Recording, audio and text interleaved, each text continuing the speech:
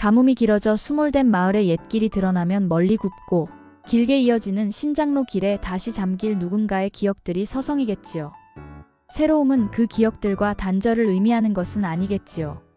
1968년 한강의 기억도 차이를 동반한 반복을 내세운 들레지도 그 기억들로부터 시작할 수 있는 것은 아닌지요.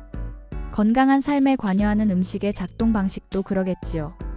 오늘 신간 3권을 만지작거린 생각입니다. 3권의 책 내용이 궁금해지면 끝까지 시청해주세요.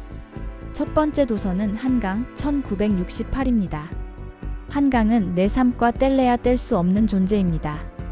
나는 어렸을 때부터 한강 주변에서 자랐고 그 강이 내게 주는 평화와 고요를 만끽하며 자랐죠. 하지만 1975년 어느 날 한 장의 항공사진을 보게 되었는데 그 사진은 여의도 근처 한강의 혼란스러운 모습을 담고 있었습니다. 그리고 내 마음속에는 깊은 슬픔과 분노가 일어나는 걸 막을 수 없었습니다. 나는 그때부터 한강의 역사를 추적하기 시작했습니다. 강을 어떻게 파헤쳤고 개발이라는 이름으로 어떻게 잃어버렸는지를 낱낱이 기록하기로 결심했죠. 그 과정에서 나는 한강이 단지 경제적 이윤의 대상이 되어버렸음을 알게 되었고 그로 인한 상실과 왜곡된 변화를 눈으로 확인할 수 있었습니다.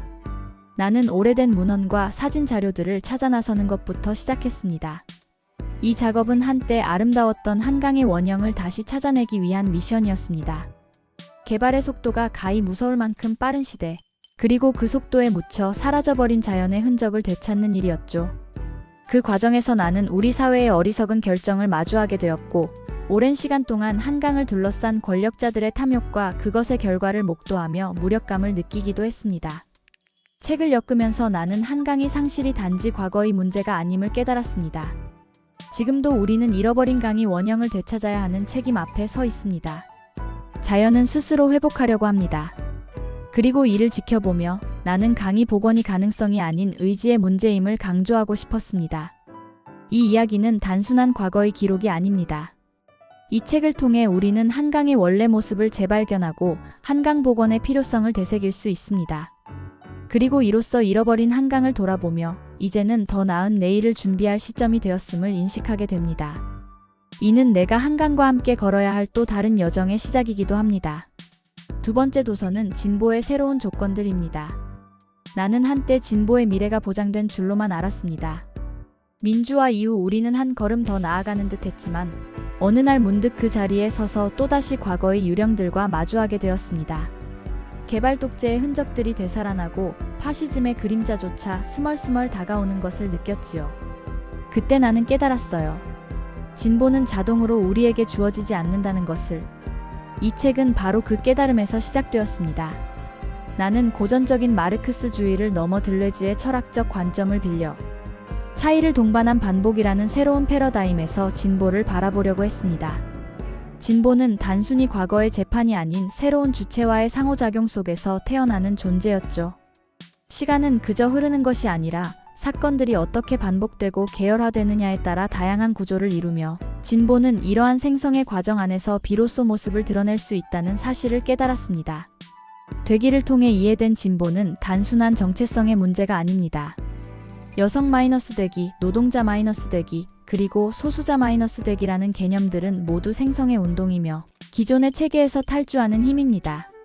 진보는 이러한 윤리적 실천을 통해서만 도래할 수 있으며 실제가 기존의 의미를 뚫고 귀환할 때 비로소 새로운 주체가 탄생합니다. 마지막 장에서는 들레지의 다양체 철학을 통해 진보를 다시 사유합니다. 진보는 단일한 이념이 아니라 다양한 흐름들이 상호 접속하여 구성된 하나의 장입니다. 이는 차이와 반복, 그리고 대기와 배치 속에서 얽혀 만들어지는 지도와 같습니다.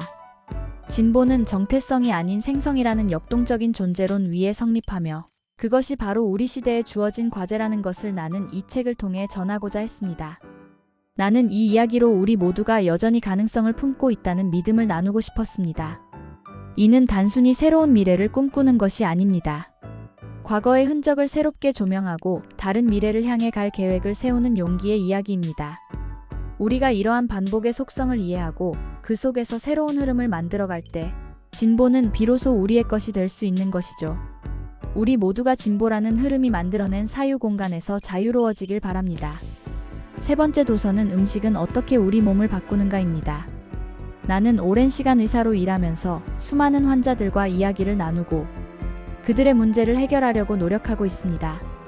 하지만 어느 순간 나는 음식이 인간의 건강과 행복에 얼마나 지대한 영향을 미치는지가 궁금해졌고, 우리의 몸은 정말 기묘한 기계와 같아서 매일 넣는 연료에 따라 전혀 다른 방식으로 작동한다는 사실을 깨달았죠. 이 책은 그런 깨달음의 산물입니다. 첫 번째 장에서는 우리가 늘 접하는 음식들이 어떻게 우리의 몸속에서 처리되는지를 깊이 있게 다루었습니다. 기초대사율이란 무엇이고 혈당 수치는 왜 그렇게 중요한지, 그리고 렙틴이나 도파민 같은 호르몬이 몸에 어떤 영향을 미치는지를 이해하기 시작하면서 마침내 몸의 작동 메커니즘이 퍼즐처럼 맞춰지기 시작했습니다. 그 다음 장에서는 우리의 뇌가 음식에 어떻게 반응하는지 탐구했습니다. 왜 우리는 자꾸만 달고 기름진 음식을 원하게 될까요? 여기에는 복잡한 뇌의 신경망이 관여합니다.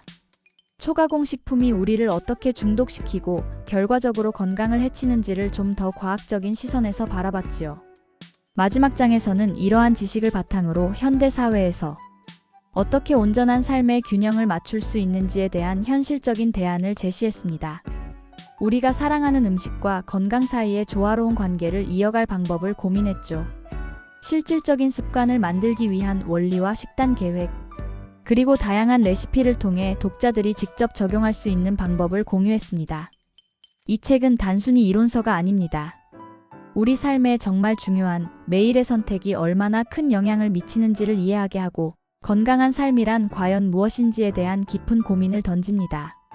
맛있게 먹는 것이 행복이라면 건강하게 먹는 것은 그 행복을 지속 가능케 하는 힘이지요. 독자들에게 이 여정을 안내할 수 있어 기쁩니다. 우리가 어떻게 먹어야 하는지를 넘어 더 나은 삶을 위한 초석을 마련하는 데 도움이 되었으면 합니다. 오늘 신간은 어땠나요? 마음을 움직이게 한 책이 있다면 근처 서점을 찾아보세요. 서점엔 훨씬 다양한 책들이 많답니다. 영상 끝까지 시청해주셔서 감사합니다. 유익한 책 소개였다면 좋아요, 구독 부탁드립니다. 감사합니다.